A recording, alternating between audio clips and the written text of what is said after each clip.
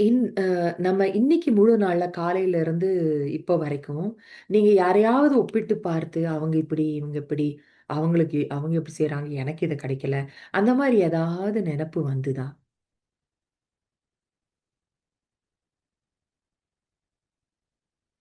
என்னதான் பாராட்டணும்? அப்படிங்கிற மாரி ஏதாவது? செக் பண்ணி பாருங்க. அப்படி அந்த எண்ணங்கள் வந்ததுன்னா, அத நான் நிறுத்த முடிஞ்சுதா? மற்றவர்கள் வந்து ஏதோ ஒரு நல்ல விஷயத்துல, நல்ல டேலண்டட் ஏதாவது திறமையில இருக்காங்கன்னு கேள்விப்பட்ட உடனே, அவங்களுக்கு நீங்க மனசார அந்த அன்பு, குட் விஷஸ நீங்க அனுப்பிச்சீங்களா? அ அவர்களுடைய முன்னேற்றத்துக்காக நீங்க அவங்க மனசுல அவர்களுக்காக நல்லாசைகள் உற்பத்தி ஆச்சா?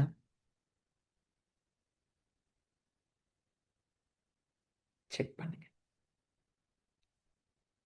ஏதாவது அதாவது இந்த மாரி நம்ம சோதனை பண்ணும்போது தான் நமக்கு தெரியும். எவ்வளோ தூரம் நம்ம இருக்கோம்ன்னு. சோதனை பண்ணாலும் எனக்கு ஒருத்தவங்க வந்து சொன்னாங்க. சோதனை பண்ணாலும் எனக்கு தெரிய மாட்டேங்குதே சிஸ்டர் எனக்கு. அது நான் என்ன பண்ணேன்னு தெரியலையே! நான் மறந்து போயிட்டேனே! அப்படின்னு உங்களுக்கு அப்படி இருக்கா? ஒண்ணும் வேண்டாம். நீங்க இந்த கருத்த வச்சு நீங்க யோசிச்சு பாருங்க. யாரையா ஆரு யாருகிட்டயாவது நானு போட்டி போட்டுக்கிட்டு இருக்கிறேனா? அப்படின்னு ஜென்ரலா யோசிச்சு பாருங்க. அவங்க முன்னால இருக்காங்க, நான் பின்னால இருக்கேன். அந்த மாரிலாம் ஏதாவது யார் மேலயாவது நெனச்சுட்டு இருக்கீங்களா? இல்ல அவங்களுக்கு வந்து ஒரு பாராட்டுதலும், ஒரு ரெகக்னிஷனும் கிடைக்குது. எனக்கு கிடைக்கல அப்படின்னு யாரையாவது சம்பந்தமா அப்படி உங்களுக்கு தோணுதா? அப்படி பார்க்கணும். அன்றைய நாள்ல உங்களுக்கு தோணுச்சா, இல்லையாங்கிறது தெரியல அப்படின்னாலும் நோ ப்ராப்ளம். ஆனா அந்த உணர்வு இருக்கான்னு செக் பண்ணணும்ல்ல. நான் எல்லாருக்காகவும் குட் விஷஸ் குடுத்துட்டு இருக்கேனா? அதையும் செக் பண்ணணும்ல. ஸோ அது ரொம்ப முக்கியம். ஏன்னா நம்ம ஒரு ஒரு மொமெண்ட் நம்ம குட் விஷஸ் நம்ம குடுத்தோம்னாலும், நம்ம மனசு அந்த இதயம் வந்து அப்படியே பறந்து விரிஞ்சு பெருசாகும். ஆ. பெரிய மனசு அப்படின்னு நம்ம சொல்றோம்ல. ஸோ நாளைக்கு ஏப்ரல் 15ஆம் தேதி நம்மளுடைய ஃபோக்கஸ் எந்த ஒரு வீண் எண்ணத்தின் மேல இருக்க போகுது அப்படின்னா, மற்றவர்கள பார்க்கும்போது அவர்களுடைய கடந்த காலத்த வச்சு அவர்களை எடை போடுவது. கடந்த காலத்தை கொண்டு மனிதர்களை எடை போடுவது. அத தான் நம்ம வந்து ஸ்டாப் பண்ண போறோம். அதற்கு நம்ம யூஸ் பண்ணக்கூடிய ஒரு சக்தி என்ன அப்படின்னா, ஏற்றுக்கொள்ளும் சக்தி. அனைவரையும் ஏற்று அனுசரித்து போகும் சக்திய தான் பயன்படுத்த போறோம்.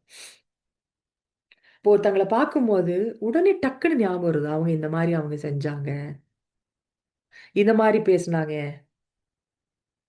என்ன இந்த மாரி வந்து சொன்னாங்க. இந்த மாரி பிஹேவ் பண்ணாங்க. அப்படின்னு உடனே அந்த காட்சி அப்படியே முன்னால வந்து டங்குன்னு நிக்குது. நம்ம ரியலைஸே பண்ணாம, நாம அந்த நபர அந்த முன்னாடி வந்து நிக்குதுல்ல, அது ஒரு ஃபில்டர் மாரி. அந்த ஃபில்டர் வழியா தான் அவங்கள வந்து பார்க்க வேண்டியது. அவங்க எப்பவோ ஒரு நாள் அந்த மாரி பேசினாங்க, நடந்தாங்க. ஆனா அந்த நேரத்துல அவங்க நெனவு அவங்க ஸ்திதி எப்படி இருந்ததோ, நிலை எப்படி இருந்ததோ, எதனால வார்த்தைகள் விட்டாங்களோ, அதுக்கப்புறம் அவங்களே ஃபீல் பண்ணியிருந்திருக்கலாம். அவங்க மாறி இருந்திருக்கலாம். இப்ப டோட்டலி ஒரு டிஃபரண்ட் பெர்சனா கூட இருப்பாங்க. இன்னும் எல்லாருமே நம்மளே பாருங்க. நீங்க ஒவ்வொருத்தருமே நெனச்சு பாருங்க. நீங்க ஒரு 20 வருஷத்துக்கு முன்னாடி இருந்ததுக்கும், இப்ப இருந்ததுக்கும் உங்க பெர்சனாலிட்டில வித்தியாசம் இருக்குல்ல? 20 வருஷம் விடுங்க. 1 வருஷத்திலேயே நெறைய ஒரு சில ரியலைசேஷன் கூட நமக்கு வந்திருக்கும். ஒரு மெச்சூரிட்டி கூட வந்திருக்கும். நம்ம மாறிட்டோம் அப்போ நம்ம. நம்ம அப்போ இருந்த மாரியா நம்ம இப்ப இருக்கோம்? இல்லல்ல. அப்ப மத்தவங்க உங்கள பாஸ்ட் வச்சுக்கிட்டே உங்கள வந்து பார்த்தாங்கன்னா, நீங்க விரும்புவீங்களா? நீங்க என்ன நெனைப்பீங்க? நான் தான் இப்ப மாறிட்டனே! நான் அப்படி இருந்தேன். தப்பு தான். நான் அந்த மாரி இருந்தேன். ஒரு அறியாமையில, முட்டாள்தனமா நான் அந்த மாரி இருந்தேன். இப்ப நான் நல்லா புரிஞ்சுக்கிட்டேன். அடிபட்டு மாறிட்டேன். இப்படிலாம் நம்ம சொல்றோம்ல. அத மத்தவங்களும் நம்பணும்னு தான் நம்ம நெனைக்கிறோம். அதே மாரி தான மத்தவங்களும். நாம ஏன் மத்தவங்கள பார்க்கும்போது பாஸ்ட்ட ஏன் கொண்டு வந்து நம்ம நிறுத்தணும்? தேவையில்ல அது. ஸோ, அதனால பாபா என்ன சொல்றாருன்னா, "நீ அனுசரிக்கும் சக்தி, அந்த ஏற்றுக்கொள்ளும் சக்திய பயன்படுத்துங்கிறார்." கடந்த காலம் முடிந்து விட்டது. கடந்தவை கடந்தவை ஆகிவிட்டது. அப்படின்னு வெளிப்புறத்துல மட்டும் இல்ல, மனசுலயும் அத கொண்டு வரணுங்கிறார். ஸோ நாளைய பயிற்சியில நம்ம என்ன செய்ய போறோம்னா, இப்போ மத்தவங்க ஏதோ ஒரு தவறு செய்திருக்கலாம். அந்த தவற நம்ம மனசுல நினைக்கிறோம்னு வைங்க, அவங்க எப்பவும் இப்படிதான். இப்படிதான் அவங்க பிஹேவ் பண்றாங்க. இப்படிதான் அவங்க செஞ்சாங்க. அப்படின்னு ஒரு எண்ணம் வருதுன்னு வைங்க, உடனே ஸ்டாப் அப்படின்னு சொல்லுங்க. உங்க மனசுக்கு. அதெல்லாம் கடந்து போச்சு. இது இப்ப புதிய நிகழ்காலம் இது. அப்படின்னு அவர்கள் மேல அந்த ஒரு நம்பிக்கை உணர்வினுடைய அவங்களுக்குள்ளேயும் ஒரு மாற்றம் ஆகியிருக்கு. அந்த ஒரு ஃப்ரெஷ் ஒரு ஸ்பேஸ் நம்ம மனசுல அவங்களுக்காக நம்ம வந்து குடுக்கணும். இது ஒரு பெரிய பரிசு அது. மிகப்பெரிய பரிசு அது நம்ம. மத்தவங்களுக்கு வந்து இந்த புது வருஷத்துல ஒரு பரிசு எல்லாரும் எக்ஸ்சேஞ்ச் பண்ணிக்குவாங்கன்னா, பரிசு என்ன பரிசு நம்ம குடுக்கணும்? அவர்களுடைய பாஸ்ட் எல்லாம் மறந்துட்டீங்கன்னு வைங்க, அது பெரிய பரிசு அவங்களுக்கு.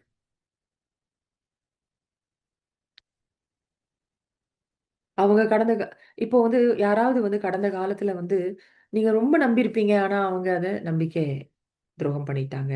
ஏமாத்திட்டாங்க. நீங்க நம்புன மாரி அவங்க இல்ல. நீங்க ஏமாற்றத்த அனுபவம் பண்ணீங்க. அப்போ உடனே மனசுல அப்படியே தங்கிருது. எனக்கு தெரியும் இவங்க இந்த மாரி தான் மனுஷன்.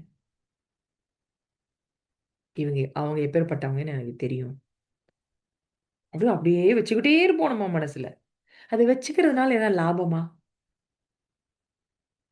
அந்த மாரி எண்ணங்கள் வந்து பாரமான ரொம்ப பளு அதிகம் அதுக்கு. அந்த எண்ணங்களுக்கு. அதனால உங்களுக்கு மனசு பாரமா வெயிட்டா தான் இருக்கும். எங்கிருந்து அப்புறம் போய் நம்ம பறக்கிறது மேல? பாபா கிட்ட. வெயிட் புடிச்சு கீழ இழுத்துருமில்ல. அதனால என்ன வேணாலும் அவங்க பாஸ்ட் ஹிஸ்டரியா இருக்கலாம். நான் இப்போ வந்து பாஸ்ட் கதைய நான் இப்ப வச்சுக்கிட்டு அவங்கள பார்க்க போறதில்ல. அவங்கள வெறும் ஆத்மாவா நான் வந்து பார்க்குறேன். பாபா எப்படி அவங்கள பார்ப்பாரு? பாபா எப்படி எல்லா ஆத்மாக்களையும் பார்க்குறாரு? அதே பார்வை எனக்குள்ள நான் கொண்டு வந்தா என்ன? அதுதானே பாப் சமான், தந்தைக்கு சமமா ஆகுறது. ஏன் நம்ம எல்லாருக்கும் பாபா மேரா, பாபா மீட்டா, பாபா இனிமையான பாபான்னு பாபான்னாலே நமக்கு அவ்வளோ மனசு எவ்வளோ நல்லா இருக்கு. ஏன்? ஏன்னா பாபா அந்த மாரி நம்மள பார்க்குறாரு. அவரும் நம்மள ஒவ்வொருத்தரையும் ஜட்ஜ் பண்ண ஆரம்பிச்சாருன்னா, அவர் பக்கத்துல நம்ம இருப்போமா அவரு கூட இவ்வளோ நாளு? இப்ப பாபா எப்படி பார்க்குறாரு நம்மள? அதே பார்வைய நம்ம ஏன் மத்தவங்களுக்கு நம்ம கொண்டு வர முடியாது? முடியும். அப்படிதான் நம்ம தந்தைக்கு சமமா நம்ம வந்து ஆகணும். ஸோ நான் வெறும் ஆத்மாவ தான் பார்ப்பேன் நானு. மேலும் நிகழ்காலம், நிகழ்காலத்துல இப்போ அவங்க என்ன பேசுறாங்க, செய்றாங்க, அதற்கு நான் ஒரு மதிப்பு கொடுப்பேனே ஒழிய, பாஸ்ட்டோட கனெக்ட் பண்ணி, இது நிகழ்கால பேச்சையோ, செயலையோ நானு பார்க்க போறதில்ல. கனெக்ட்டே பண்ணக்கூடாது. கடந்தது கடந்தவே ஆயிடுச்சு அப்டின்னா, அது எங்கேருந்து போய் பிரசன்ட்ல நிகழ்காலத்துல வரும்? போனது போச்சுன்னா, எப்படி நிகழ்காலத்துல வரும்? ஸோ, அப்படி ஏதாவது அந்த மாரி உங்களுடைய பாஸ்ட் எண்ணங்கள், பாஸ்ட் விஷயங்களோ, இல்ல மத்தவங்களுடைய பாஸ்ட் பிஹேவியர்னுடைய செயல்பாடுகளுடைய விஷயங்களோ, மனசுல அப்படியே அந்த எண்ணங்களா ஓடுச்சு அப்படின்னா, என்ன பண்ண போறோம் நாளைக்கு? என்ன பண்ண போறோம்னா, அப்படியே புடிச்சு பாபாக்கு குடுத்துறணும். பாபா இந்தாங்க. அ எப்படி தூக்கிட்டு போகும் குழந்தை, நான் தூக்குறேன், தூக்குறேன்னு பையன் தூக்கிட்டு போகும். அப்புறம் கை வலிச்சோனே, அப்படியே கீழ போட்டுரும். அம்மா நீ தூக்கிக்கோ. என்னால நடக்க முடியல. நீ என்ன தூக்கிக்கோ. அப்படின்னு குழந்தை அப்படியே நின்றும்.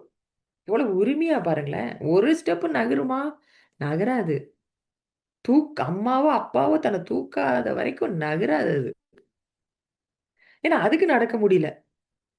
அப்ப அவங்க தான் தூக்கணும். எப்படி உரிமையா எடுத்துக்குது பாருங்க. This is the time. நாம எல்லாரும் குழந்தையா இருக்கிறதுக்கான நேரமே இதுதான். என்ஜாய் பண்ணலாமே! ஜாலியா.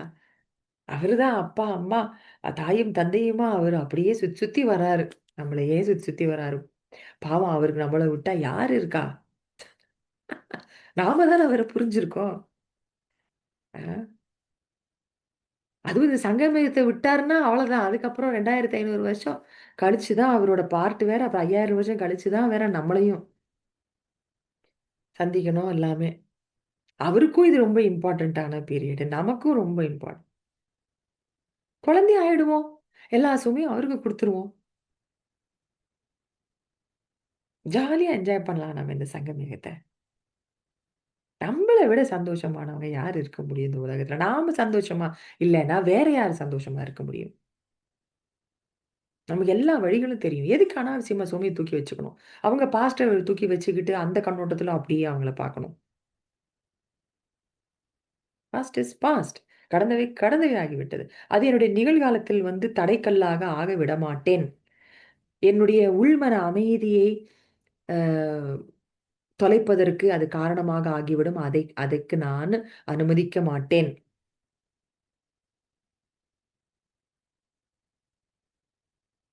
அப்படி இருக்கும்போது தான், அந்த ஆத்மாவ நான் பார்க்குறேன். அந்த ஆத்மாவுடைய செயல நான் வந்து பார்க்க மாட்டேன். அந்த ஆத்மாவா பார்ப்பேன். ஒரு மூத்த ஒரு சீனியர் வந்து ஒரு வாக்கியம் சொன்னது, எனக்கு அப்படியே மனசுல பதிஞ்சிருச்சு. எனக்கு ரொம்ப நல்லா இருந்தது. அது நான் பார்க்குற தமிழாக்கம் கரெக்ட்டா சொல்றேனான்னு பார்க்கலாம். அவங்க "உன்னை நீயாகவே நான் வந்து பார்க்குறேன். மற்றபடி அ நீ யாரோ, அப்படியே உன்னை நேசிக்கின்றேன். நீ என்ன செய்தாயோ அல்லது என்ன செய்து கொண்டிருக்கிறாயோ, என்ன செய்யப் போகிறாயோ, அதை வைத்து உன்னை நான் நேசிப்பதில்லை. நீ நீ யாரோ எப்பேர்ப்பட்டவனோ, நீ ஒரு ஆத்மா. உன்னை நான் நேசிக்கின்றேன். I love you for who you are, not for what you did or what you are doing or what you are going to do. உன்னுடைய செயல வச்சு நான் உன்ன அன்பு பண்ணல. நீ. You are you. உன்னை நான் நேசிக்கின்றேன். இதுதான் ஆத்மீக அன்பு. Spiritual love. ஏன்னா இப்போ ஒரு செயல செஞ்சுட்டு இருந்தேன். துவாபர யுகத்துல ஒரு செயல செஞ்சுகிட்டு இருந்தேன். கலியுக ஆரம்பத்துல ஒரு செயல செஞ்சுட்டு இருந்தேன். என்ன வேணா ஒவ்வொரு ரோல் பார்ட் ப்ளே பண்ணிட்டு இருந்தேன். நான் அந்த பார்ட் எல்லாம் நான் ஏன் பார்க்கணும்? இவரும் ஒரு ஆத்மா, பரமாத்ம குழந்தை. முடிஞ்சுது. நாளைய பாபா சொல்றார், கடந்த கால சம்ஸ்காரங்களை கடந்த காலத்துல ஒருத்தவங்களுடைய சம்ஸ்காரம் ஒரு மாரி இருந்தது.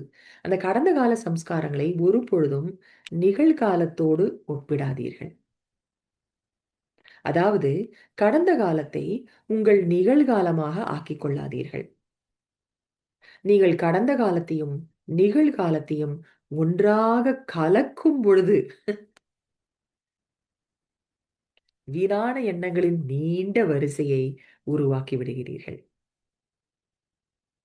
ஏற்றுக்கொள்ளுதல் என்றால், எந்த ஒரு சூழ்நிலையிலும் ஒரு சிறிய அளவு கூட கசப்பான உணர்வுகள் உங்கள் எண்ணங்களில் கூட இருக்கக்கூடாது. அதுதான் அந்த ஏற்றுக்கொள்ளுதல்ங்கிறது அர்த்தம். எண்ணத்துல கூட அந்த கசப்பான பழைய உணர்வுகள வச்சுக்க கூடாது. கொண்டு வரக்கூடாது. ஃபினிஷ். அப்புறம் ஆத்மா பதில் என்ன சொல்றார்? 3 விஷயங்கள். அவர்களின் சரித்திரத்திற்கு எதிர்வினை ஆற்றாமல் நான் கடந்து செல்கின்றேன். அவர்களின் பதிவுகளுக்கல்ல, பாபாவிற்கு அருகில் நான் இருக்கின்றேன். அவருடைய பாஸ்டுடைய கதையில இல்ல, பாபாவுக்கு அருகில் நான் இருக்கின்றேன். கடந்த காலத்தை கடந்த காலமாகவே இருக்க விடுகின்றேன்.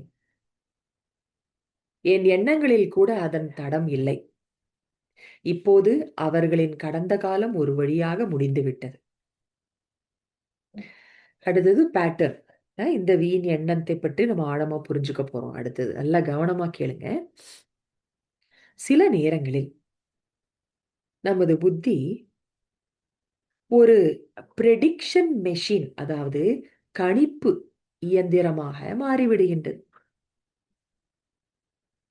பாதுகாப்பிற்காக கடந்த காலத்தில் அ கடந்த கால விஷயங்களை கொண்டு எதிர்காலத்தை கணிக்க முயல்கிறது. கடந்த காலத்தில் நடந்த தரம் எப்படி நடந்ததோ, அத வச்சுட்டு ஃபியூச்சர்ல இவங்க இப்படிதான் நடந்துப்பாங்க அப்படின்னு நாம இந்த புத்தி உட்கார்ந்து என்ன பண்ணுது? கணிக்குது. கடந்த காலத்த வச்சு, அவங்க இனிமே எப்படி நடக்க போறாங்கிறத நம்ம கணிக்கிறோமா? ஆஹா!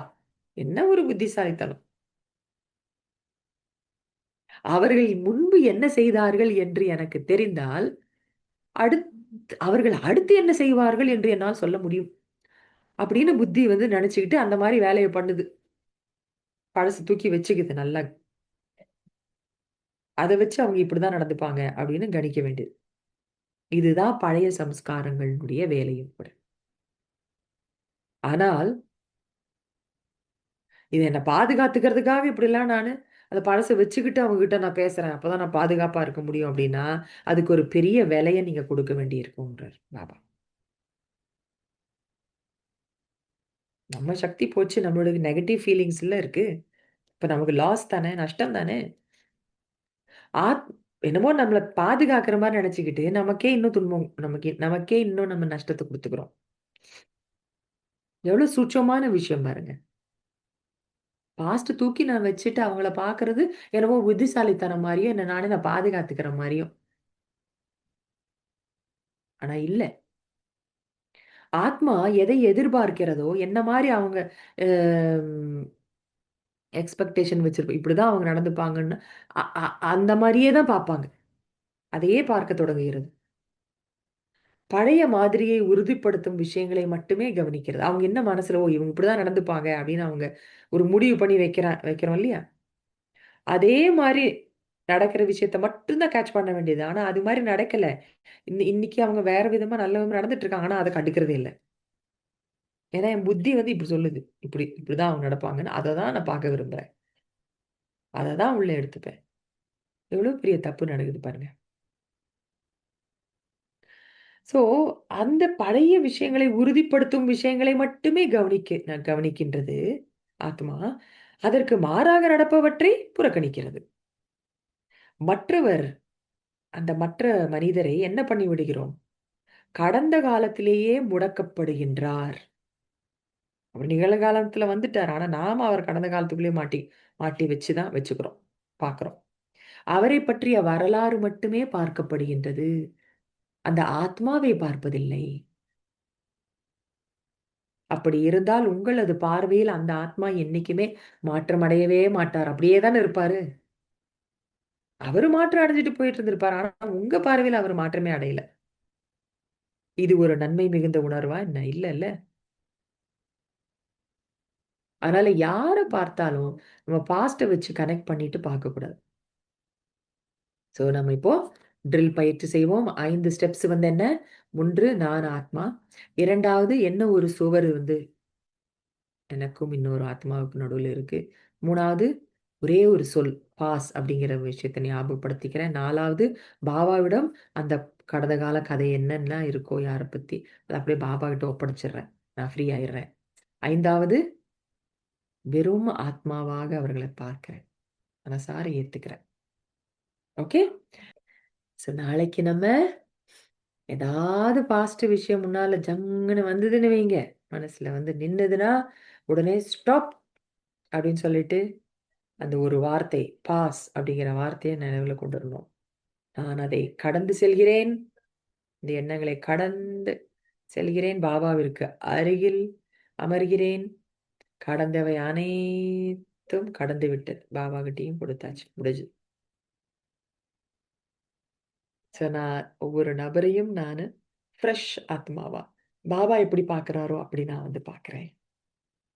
இதுதான் ஏற்றுக்கொள்ளும் சக்தி, அனுசரிக்கும் சக்தி, ஏற்றுக்கொள்ளும் சக்தி.